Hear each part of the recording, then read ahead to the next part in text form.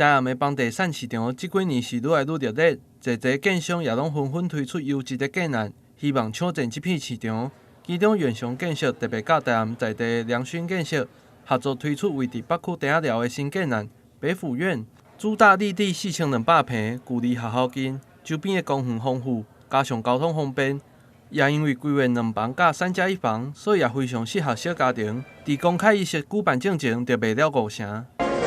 大师云集，深耕台南。我们今天打造了全台南最具指标性的典范作品——远雄北府苑。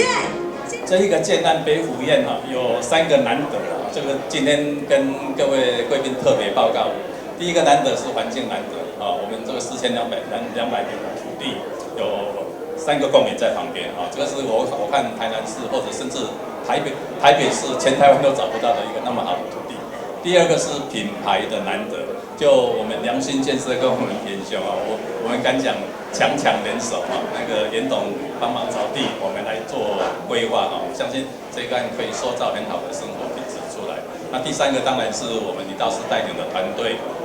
设计都是国际一流的这个设计师相信这一个建案盖出来的品质一定不一样。咱这块地4200平，会使讲伫台南市也无当去找非常的水啦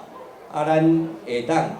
要来开发，会当找一个有能力、有经验，有法度起起来品质更好的，互咱台南市会当老百姓来买会当享受到这个好的环境，同时交代伊去，公司来甲监督，互伊走袂去啦，绝对会去甲足好。我拢有甲参与迄个甲条件讲好好势，爱立爱立地爱做出来，功能爱做出来，这足重要。会中台南市长杨伟特、议长郭信良也拢亲自出席，期待伫政府降低房屋税负担的同时。优质的开发商会使为市民推出规划优质、价值合理的好处。这些年来，是台南市的这个房地产事实上我是希望说不要一直涨价，但是事实上它都很平稳那我们房屋税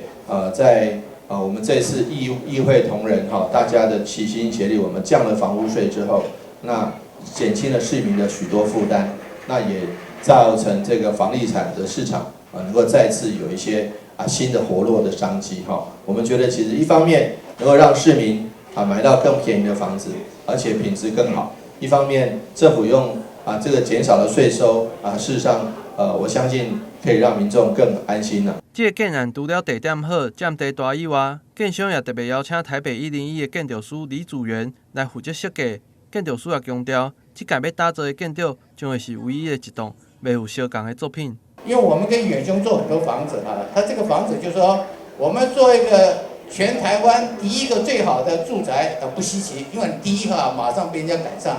所以我们要做的什么？我们是做唯一